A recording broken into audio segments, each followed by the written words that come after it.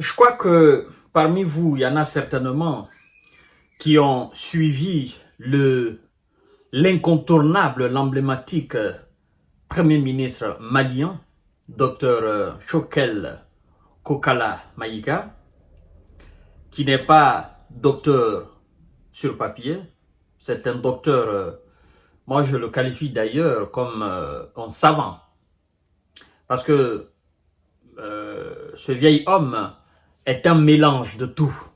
C'est un mélange de philosophes, de géographes, d'historiens, de géologues, de mathématiciens, physiciens, chimistes, de politiciens, de diplomates. C'est un mélange de tout.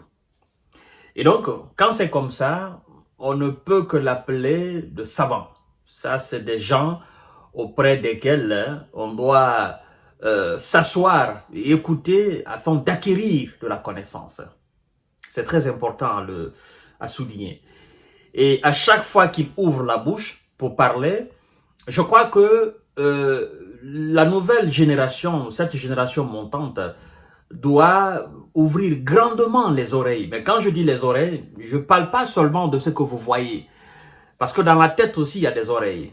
Vous comprenez? Je parle alors du cerveau. On doit ouvrir grandement la porte du cerveau pour l'écouter. En l'écoutant, il faut savoir aussi garder ce qu'il dit. C'est très très important, mesdames et messieurs. Parce que si le savoir parler, d'accord, est un art, l'écoute aussi est un art exceptionnel.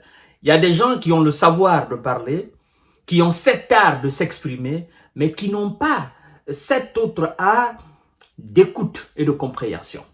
Parce que c'est deux choses diamétralement opposées.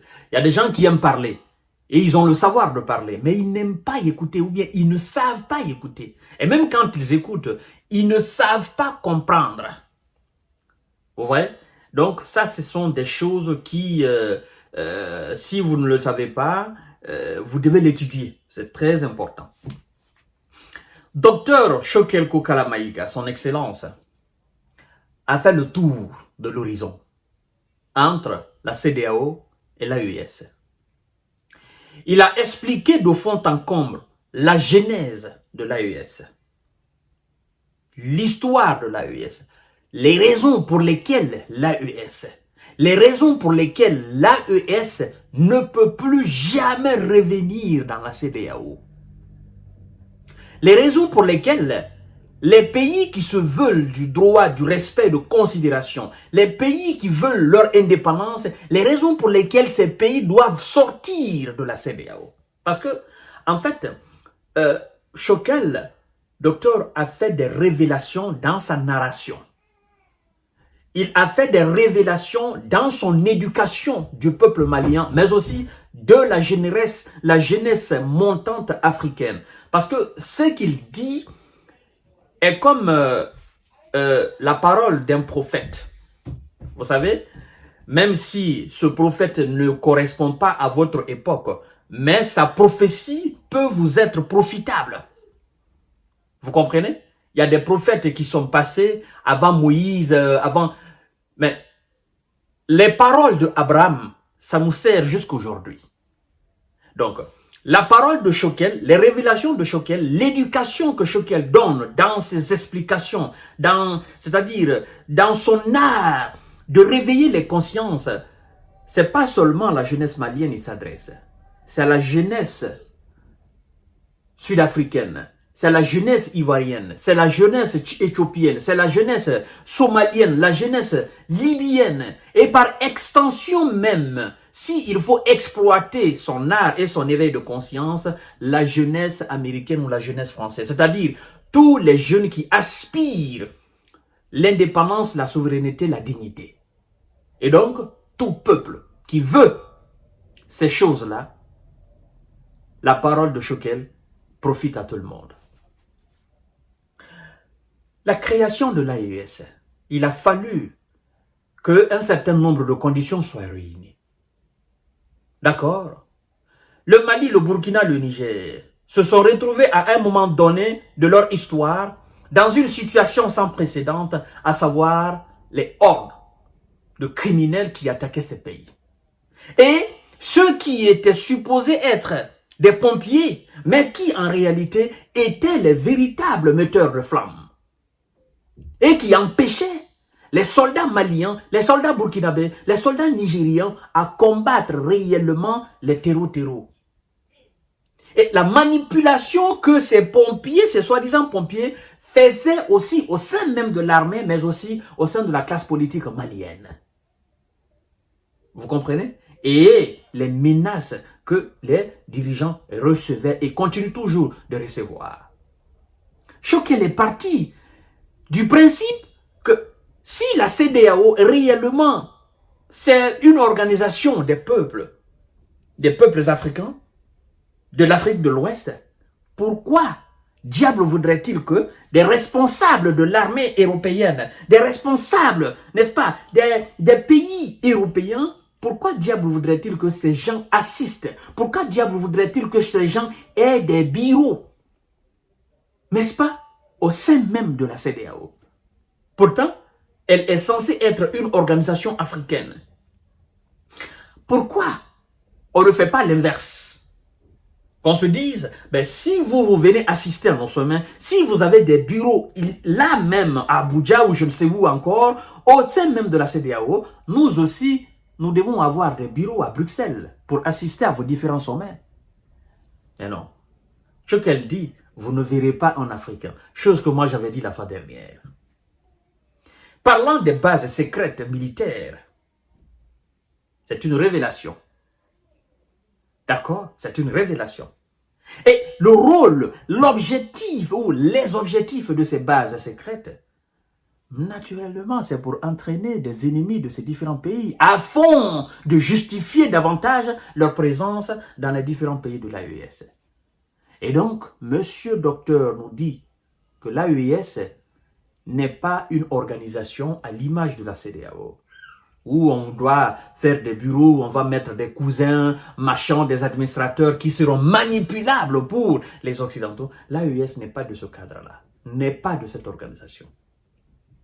Parlant même d'une organisation qui serait là pour assister son peuple ou ses différents peuples, il a mentionné ce que le Mali a connu dans l'attaque du bateau à Tombouctou.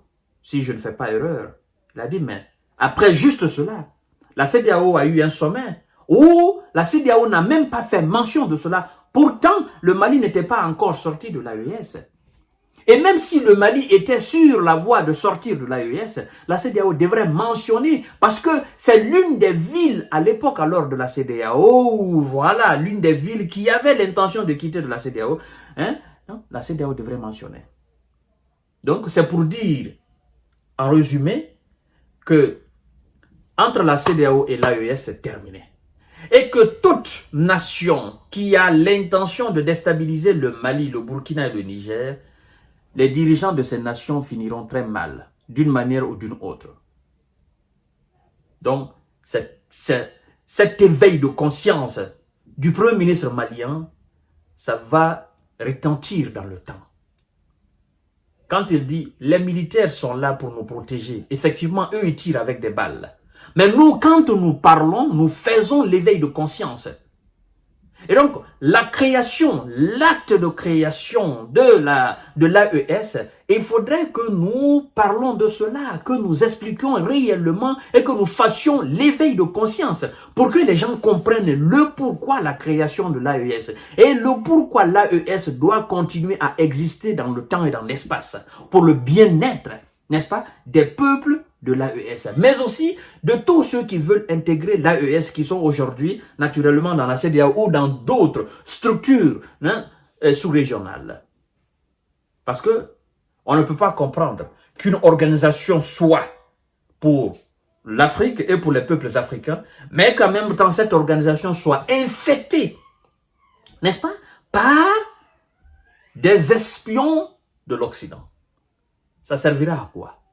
Nos décisions, on les prend devant eux. Nos stratégies de développement, nos stratégies de combat contre les terroristes, contre nos ennemis. Or, ce sont eux, nos véritables ennemis. Tout se prend devant eux. Et devant les caméras, ils caressent souvent nos acteurs politiques, nos administrateurs, nos gouvernants, et dans l'ombre, il les menace. Il dit, le peuple malien, on ne va plus menacer le peuple. Non seulement, on ne peut plus menacer les dirigeants, parce que les dirigeants qui sont là, en réalité, c'est des gens qui sont pour le peuple. Et le peuple est pour ces dirigeants-là. On ne peut pas les intimider. Ceux qui viennent par la fraude à la tête des différents États et ceux qui les mettent, ce sont eux qui les menacent. Ce sont eux qui font semblant. Mais ceux qui sont venus par la voix du peuple, parce que il faut dire que les Assimi, les Ibrahima et les Tiani sont là par assentement du peuple. Le peuple a légitimé, le peuple a légalisé, le peuple a normalisé les pouvoirs de ces gens-là aujourd'hui. Ce ne sont pas des politiciens. Ils sont dans l'esprit du peuple. Le peuple est dans leur esprit. Et donc, il ne faudrait même pas que la CEDEAO se fatigue. C'est terminé. Ces États ne reviendront pas. Ça, c'est terminé, ça. Monsieur Bachir, mon frère, je vous aime bien, président sénégalais. Ne vous fatiguez pas. C'est fini, la CEDEAO. D'accord? Parce que la CEDEAO est à vomir. Je ne sais pas si vous comprenez. Bachir Diomaye Faye.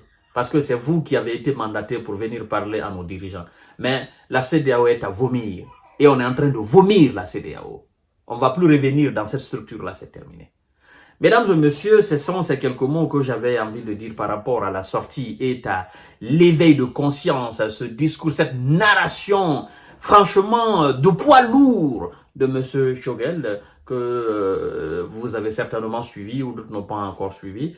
Et donc, à tout à l'heure pour notre série d'informations de décortiquage. Merci beaucoup. À bas la CEDEAO, à bas les manipulateurs, à bas les ennemis. Vive la paix dans nos différents pays, vive le développement et vive l'émergence.